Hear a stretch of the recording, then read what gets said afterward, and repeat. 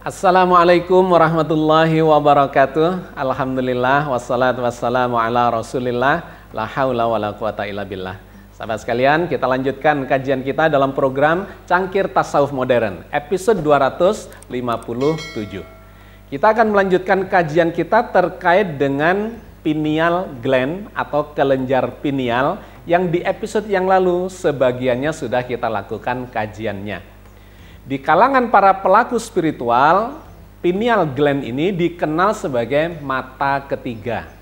Disimpulkan oleh para pelaku spiritualisme, khususnya yang menggunakan pendekatan mistis, bahwa pineal gland itu adalah suatu bagian di dalam otak kita yang bisa melihat hal-hal yang gaib, yang tidak terlihat oleh orang lain, itu bisa dilihat oleh orang-orang yang pineal gland-nya, yang mata ketiganya sudah advance atau berkembang dengan baik.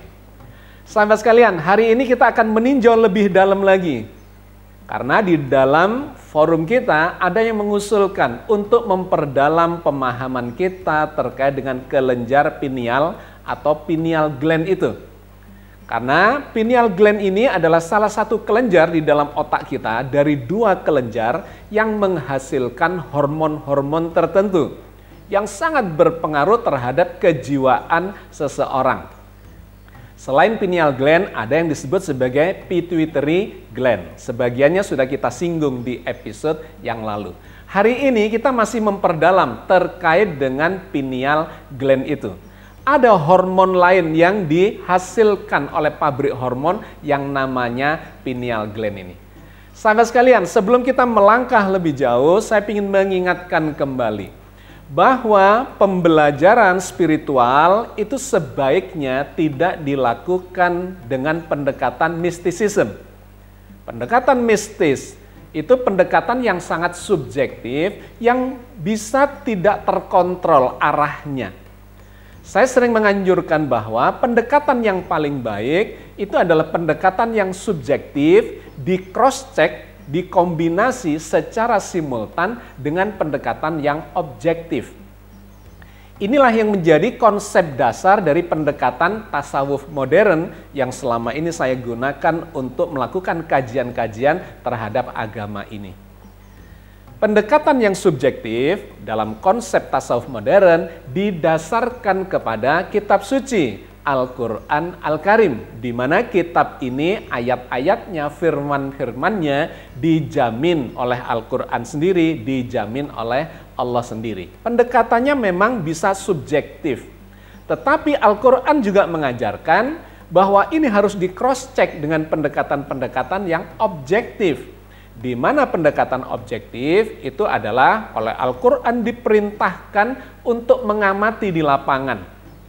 Apakah kalian tidak memperhatikan langit, bumi, dan diri kalian sendiri, dan seterusnya, yang itu secara operasional kemudian diwujudkan melalui pendekatan ilmiah.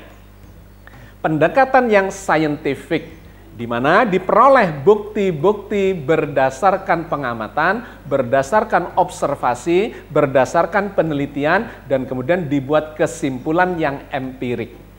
Dengan dua cara ini, subjektif dan objektif, maka kita akan memiliki kesimpulan yang lebih holistik, lebih utuh dan komprehensif. Maka terkait dengan kajian kita terhadap diri manusia, kita harus melakukan dua sudut pandang itu secara simultan. Yang pertama, merujuk kepada ayat-ayat Al-Quran sebagai petunjuk kehidupan kita. bahwa Al-Quran telah memberikan clue, memberikan pemahaman, memberikan informasi kepada kita bahwa diri manusia sesungguhnya terdiri dari 3 lapis yang sudah kita kaji di episode-episode sebelumnya. Tetapi ini selalu kita jadikan dasar bahwa Al-Quran menggambarkan 3 lapisan diri manusia itu di dalam ayat-ayatnya. Yang pertama adalah jasad atau jism. Yang kedua adalah nafs atau jiwa, dan yang ketiga adalah ruh. Nah, ayat-ayatnya bisa kita baca, sebagiannya adalah sebagai berikut. Di dalam surat Al-Anbiya ayat 8 misalnya, Allah menginformasikan terkait dengan jasad manusia atau jism manusia itu. Sesuatu yang terbuat dari material dan tidak abadi sifatnya. Wa ma ja'alnahum jasadan la ya'kuluna ta'ama wa ma kanu khalidin. Dan tidaklah kami jadikan mereka tubuh-tubuh yang tiada memakan makanan, dan tidak pula mereka itu orang-orang yang kekal. Ayat ini menggambarkan tentang sifat material dari tubuh, dari jasad manusia yang membutuhkan asupan, membutuhkan makanan, dan sifatnya tidak bisa kekal, satu ketika akan mengalami kehancurannya. Itu adalah lapisan yang pertama diri manusia. Lapisan yang kedua yang lebih halus dari itu yang diistilahkan sebagai nafs atau anfus jamaknya. Di antaranya disampaikan Allah di dalam surat Al-An'am ayat 93. Walau taro idzidz zalimuna fi ghamaratil mauti wal malaikatu basitu aidihim akhriju anfusakum. Alangkah dahsyatnya sekiranya kamu melihat di waktu orang-orang yang zalim berada dalam tekanan sakaratul maut, sedang para malaikat memukul dengan tangannya sambil berkata, keluarkanlah nyawamu. Ayat ini menggunakan istilah yang berbeda. Kalau di ayat sebelumnya menggunakan kata jasad, di ayat ini menggunakan kata anfus. Akhriju anfusakum, keluarkan anfusmu atau jiwamu atau nyawamu. Jadi ayat ini menggambarkan bahwa badan jasad yang mengalami kerusakan, kemudian mengalami kematian, itu akan keluar dari dalamnya yang disebut sebagai anfus atau nafs tunggalnya. Keluarkan jiwamu, keluarkan nyawamu. Ini adalah eksistensi yang kedua yang kemudian kita kenal sebagai jiwa atau sebagai nyawa. Sedangkan eksistensi yang ketiga diceritakan Allah dalam sejumlah ayat yang lainnya. Di antaranya adalah dalam surat As-Sajdah ayat 9. Tsumma sawwahu wa nafakha fihi min ruhihi wa ja'ala lakumus sam'a wal absara wal af'idah qalilan ma tashkurun. Kemudian dia, Allah, menyempurnakan tubuh dan jiwanya dan meniupkan ke dalamnya sebagian rohnya. Dan dia menjadikan bagi kamu pendengaran, penglihatan, dan hati, tetapi kamu sedikit sekali bersyukur. Nah, ayat yang ketiga ini memberikan gambaran dengan istilah yang berbeda lagi, yaitu roh. Wa nafakha fihi min ruhihi. Dan dia, Allah, meniupkan sebagian rohnya. Nafakha fihi, ke dalam diri manusia yang sedang diciptakan di dalam rahim itu, min ruhihi, sebagian dari rohnya. Nah, roh ini adalah lapisan yang paling dalam yang bersifat ilahiyah. Karena roh memang tidak diciptakan, tidak ada cerita di dalam Al-Quran Allah menciptakan roh. Yang ada adalah meniupkan, menghembuskan, meresonansikan, menularkan sifat-sifatnya kepada makhluk yang namanya manusia itu, yang disebut sebagai roh. Oke, sahabat sekalian, ini selalu kita jadikan sebagai patokan bahwa Al-Quran menjelaskan diri manusia terdiri dari 3 lapisan. Yang paling kasar adalah jasad atau jism, yang lebih halus adalah jiwa atau nafs, dan yang paling halus yang bersifat ilahiyah adalah ruh. Ini adalah pendekatan yang pertama. yang selalu kita pegang karena pasti benar adanya dikarenakan informasinya datang dari yang menciptakan manusia. Sedangkan yang kedua adalah pendekatan yang bersifat ilmiah, pendekatan yang bersifat scientific. Di mana pendekatan saintifik ini didasarkan pada penelitian-penelitian, pengamatan, observasi, diteliti, dianalisa, disimpulkan, maka muncullah kesimpulan yang ternyata berimpit kesimpulannya itu dengan yang diinformasikan di dalam Al-Quran Al-Karim. Bahwa diri manusia terdiri dari 3 lapisan yang disebut sebagai body atau badan, jasad. Yang kedua disebut sebagai mind atau soul, pikiran, benak atau jiwa. Dan yang ketiga yang disebut sebagai spirit, yang kemudian menghasilkan istilah spiritualism. Spirit adalah nilai-nilai, semangat yang ada yang menghidupi badan dan jiwa itu. Jadi kita mendapatkan kesetaraannya atau setidak-tidaknya kesamaan dalam memahami lapisan-lapisan diri manusia itu. 3 lapis menurut Al-Quran dan 3 eksistensi juga menurut pendekatan ilmiah atau scientific. Maka dengan menggunakan cara ini kita bisa mendapatkan kesimpulan yang lebih holistik, yang bisa lebih terjaga kevalitannya atau validitasnya, atau bisa dipertanggungjawabkan sudut pandang pendekatannya. Tinggal bagaimana kita melakukan kajian-kajian lebih mendalam untuk membangun kesimpulan yang lebih holistik dan komprehensif itu.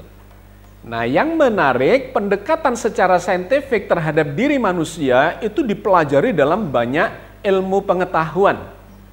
Terkait dengan badan dipelajari dalam ilmu biologi dan kedokteran, di mana seorang dokter itu disebut sebagai physician di dalam bahasa Inggris, ahli tentang fisik manusia, tentang jasadnya. Yang kedua terkait dengan jiwa dipelajari oleh para psikolog di dalam ilmu psikologi. Ini tentang mental, tentang jiwa, tentang perilakunya, behaviornya, dan seterusnya. Kemudian yang ketiga terkait dengan spirit, ini yang mulai ambigu. Secara saintifik sulit untuk dibuktikan secara ilmiah, tetapi diakui keberadaannya sehingga ada istilah tentang spirit itu. Body, mind, spirit. Nah, di dalam dunia sains dan teknologi yang sudah sedemikian canggih ini, manusia bisa ditiru oleh teknologi dalam bentuk robot. Nah, kita melihat di dalam robot ini ada 3 lapisan eksistensi itu. Yang pertama adalah badan kasarnya, rangkaian-rangkaian elektronik yang sangat canggih. Yang kedua adalah software yang dimasukkan, program-program aplikasi yang menjadi life skill dari robot itu sebagai fungsi dari sebuah robot yang tentu bisa berbeda-beda dengan robot yang lain. Yang ketiga adalah energi listrik yang menghidupi robot itu dan menghidupkan fungsi dari software yang dimasukkan ke dalam robot itu. Jadi sekali lagi kita melihat kesetaraannya, analoginya antara manusia yang sungguhan dengan manusia tiruan yang kemudian kita kenal sebagai robot itu. Cuman ada yang membedakan secara sangat mendasar antara manusia dengan robot itu, yaitu yang disebut sebagai kesadaran. Manusia memiliki kesadaran yang bersifat subjektif, sedangkan robot tidak memiliki kesadaran yang subjektif, melainkan fungsi kejiwaan yang objektif, yaitu dalam bentuk algoritma-algoritma. Dia bisa berpikir secara seperti manusia dengan menggunakan intelektualitas, artificial intelligence. Ya, intelektual kecerdasan buatan. Tetapi robot ini tidak memiliki rasa, bahkan tidak memiliki kesadaran. Ini yang membedakan antara manusia dengan robot itu.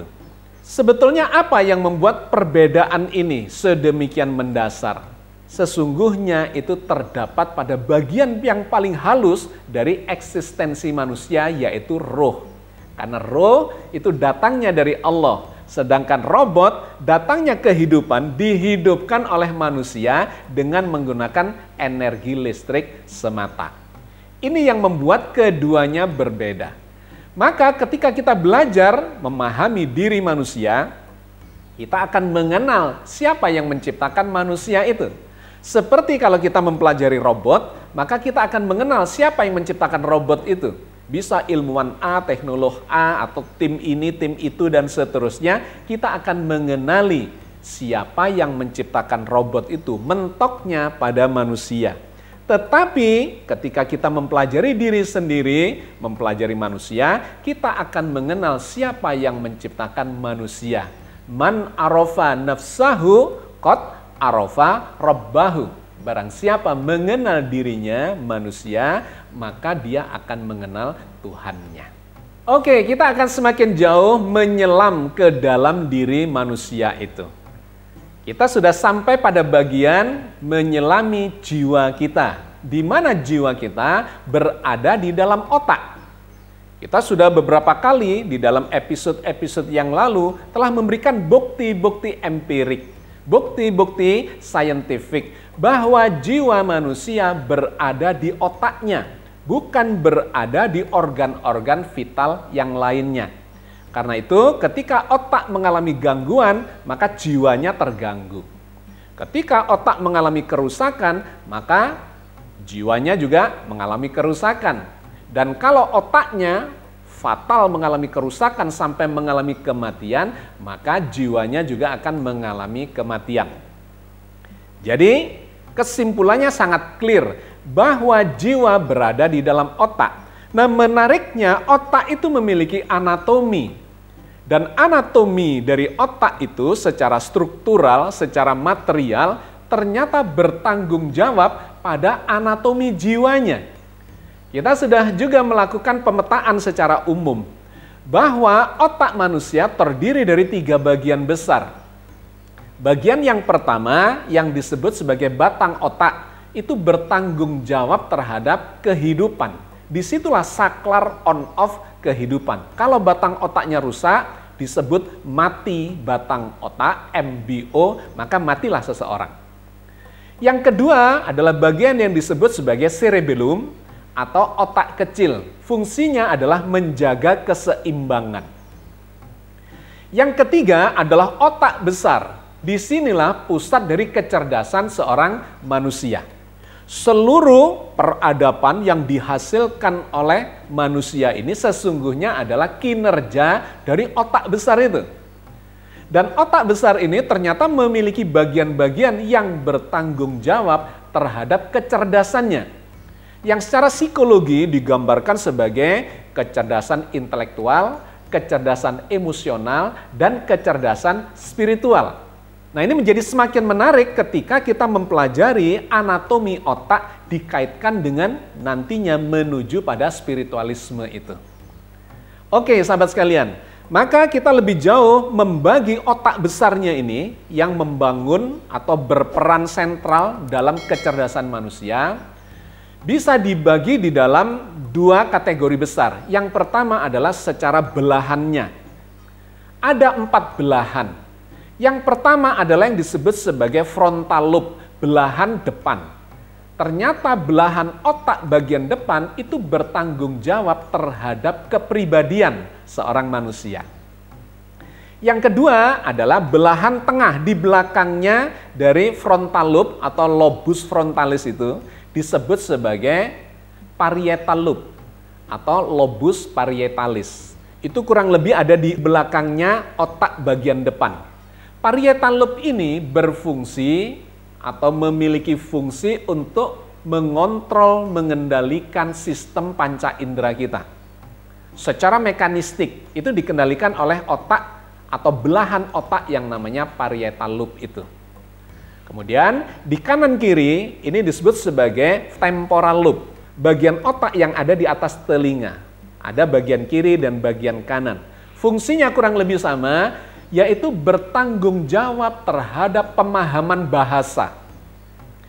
Seseorang bicara, kita dengar, kemudian asosiasi, pemahaman, analisa terhadap bahasa atau suara yang kita dengar, itu dilakukan di bagian yang disebut sebagai temporal lobe, asosiasi bahasa.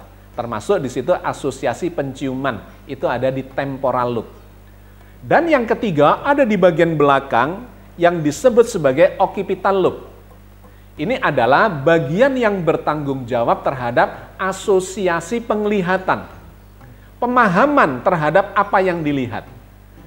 Kalau parietal lobe itu fungsinya adalah secara mekanistik mengendalikan proses-proses penginderaan, tetapi kalau occipital lobe itu bertanggung jawab terhadap asosiasi pemahamannya, analisanya, membangun kesimpulannya, dan seterusnya. Itu ada di occipital lobe. Jadi, pendekatan secara belahan otak memberikan gambaran yang demikian itu. Maka kita melihat sesungguhnya fungsi dari otak itu adalah bekerja secara simultan, secara holistik. Kalau dia terganggu sebagian, maka dia akan mengganggu kualitas tertentu dari fungsi jiwanya. Bisa di bagian pemahaman bahasanya. Kalau itu kacau, maka juga akan berpengaruh pada pemahaman atau pada kepribadiannya. Memang intinya itu ada pada kepribadian yang ada di frontal lobe itu. Tetapi itu dibantu oleh temporal lobe, oleh parietal lobe, dan oleh occipital lobe. Prinsipnya otak bekerja secara holistik. Oke, itu yang pertama, pembagian otak besar dengan melakukan pendekatan secara belahan otak. Yang kedua, kita melihatnya secara kedalaman otak. Kalau dilihat dari kedalamannya, maka kita akan melihat 3 bagian. Yang bagian luar, itu yang disebut sebagai mantel otak atau kulit otak. Yang disebut secara istilah kedokterannya adalah sebagai korteks cerebri. Cerebri itu adalah otak besar, korteks adalah bagian luarnya, kulit otaknya atau mantel otaknya. Ini berisi sel-sel saraf yang membentuk sirkuit-sirkuit kecerdasan. Baik kecerdasan terkait dengan kepribadian, kecerdasan terkait dengan motorik, terkait dengan pemahaman bahasa, dengan penglihatan dan sebagainya, itu ada di otak bagian luar. Yang kalau dilatih, maka bagian yang abu-abu itu akan berkembang dan memunculkan lipatan-lipatan di permukaan otak itu. Nah, di bawahnya otak yang abu-abu, yang korteks cerebri ini adalah otak yang sebetulnya masih dalam kelompok korteks cerebri atau mantel otak, tetapi warnanya berbeda, warnanya putih. Ini terisi atau berisi kabel-kabel saraf, di mana banyak belitan-belitan, di situ hubungan-hubungan sarafi yang ada di bawah permukaan kulit otak bagian dalam. Nah, yang lebih dalam lagi adalah otak tengah, di mana di sana ada sistem limbik, dan yang menarik, disinilah terjadi proses-proses untuk mengontrol semua proses yang terjadi di bagian luar itu. Ada beberapa fungsi yang ada di bagian tengah otak ini, seperti kita lihat pada gambar berikut ini. Nah, kita lihat di bagian otak tengah yang di bawah lipatan-lipatan itu ada beberapa komponen dari bagian tengah otak. Yang pertama adalah yang dinamakan sebagai talamus. Di situ disebut sebagai relay station. Jadi fungsi talamus atau disebut juga sebagai serambi otak, ini adalah bagian yang menjadi sistem relay dari permukaan otak yang memiliki fungsi-fungsi kecerdasan tadi itu untuk masuk ke bagian dalam dan kemudian nantinya akan mengendalikan seluruh tubuh kita. Setelah dilakukan proses dan kesimpulan-kesimpulan yang dibangun oleh sistem kecerdasan otak kita. Jadi talamus itu adalah relay station. Yang kedua adalah yang disebut sebagai hipotalamus atau mission control. Ini adalah bagian yang mengontrol mekanisme di dalam otak itu dan kemudian nanti akan diteruskan perintahnya ke seluruh tubuh.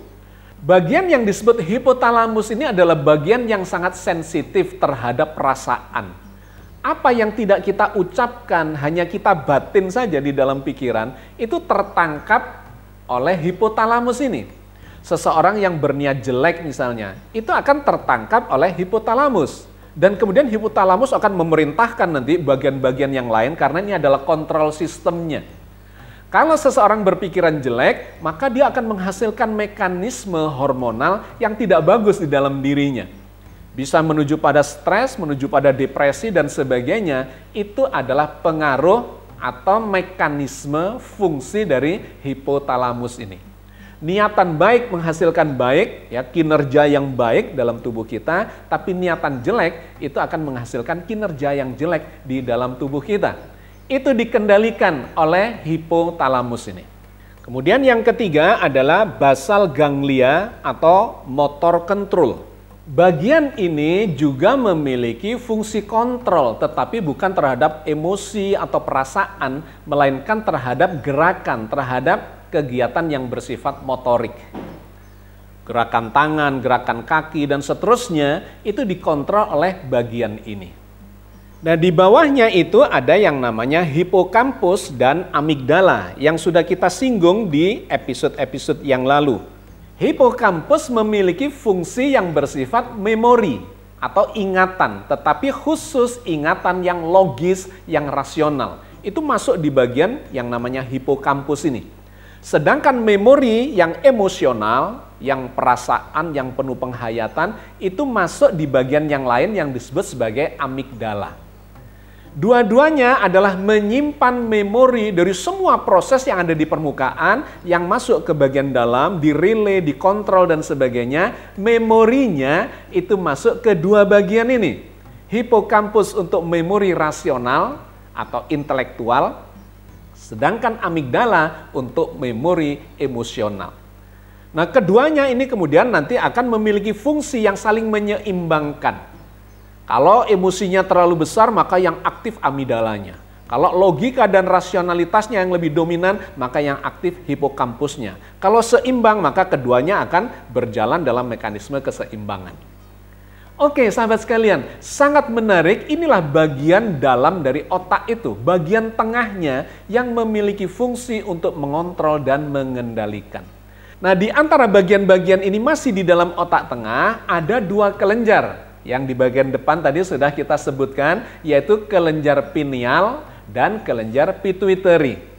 Nah, di kelenjar pineal ini ternyata memiliki peran yang sangat sentral secara hormonal. Di episode yang lalu kita sudah melakukan kajiannya, salah satu hormon yang dihasilkan oleh kelenjar pineal atau pineal gland adalah yang disebut sebagai hormon melatonin. Hormon ini sangat berperan terkait dengan mekanisme atau irama tidur seseorang.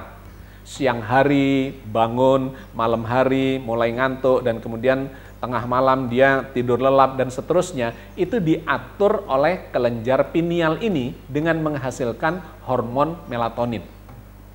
Turunan dari hormon melatonin adalah hormon serotonin yang mengatur mood, perasaan seseorang. Ketika hormon serotoninnya bagus kadarnya, maka dia akan merasa tenang, merasa tentram, merasa nyaman. Dan ini kemudian ada kaitannya dengan situasi kejiwaan orang yang rileks, atau menjelang tidur, atau orang-orang yang bermeditasi, orang-orang yang berdoa, orang-orang yang berzikir. Itu ada kaitannya dengan mekanisme pineal gland ini, khususnya dikaitkan dengan hormon melatonin dan hormon serotonin itu.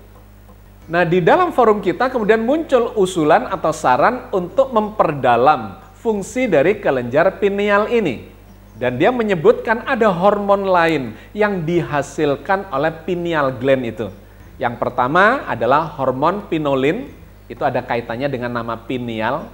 Hormon yang dihasilkan oleh kelenjar pineal disebut sebagai hormon pinolin. Dan yang kedua adalah hormon yang disebut sebagai DMT, dimethyltryptamin. Dua hormon ini dilakukan penelitian terhadap keduanya, dan ini memang memiliki pengaruh terhadap spiritualitas seseorang. Tetapi hasilnya berbeda antara yang disimpulkan oleh para pelaku mistisism dengan para pelaku saintifik atau pengamat ilmuwan yang bersifat ilmiah, yang bersifat saintifik. Dalam pendekatan mistisisme, maka digambarkan bahwa kelenjar pineal ini akan menjadi bagian yang menyebabkan seseorang itu bisa melihat hal-hal yang gaib, bertemu dengan makhluk-makhluk halus, bertemu dengan jin, bertemu dengan malaikat, bertemu dengan Tuhan bahkan dalam bentuk sosok. Itu yang dialami oleh orang-orang yang melakukan pendekatan secara mistisisme. Tetapi akan sangat menarik ketika kita cross-check dengan pendekatan yang bersifat scientific. Ternyata kelenjar pineal ini memang menghasilkan selain melatonin, juga menghasilkan hormon pinolin dan DMT tadi, dimetiltriptamin.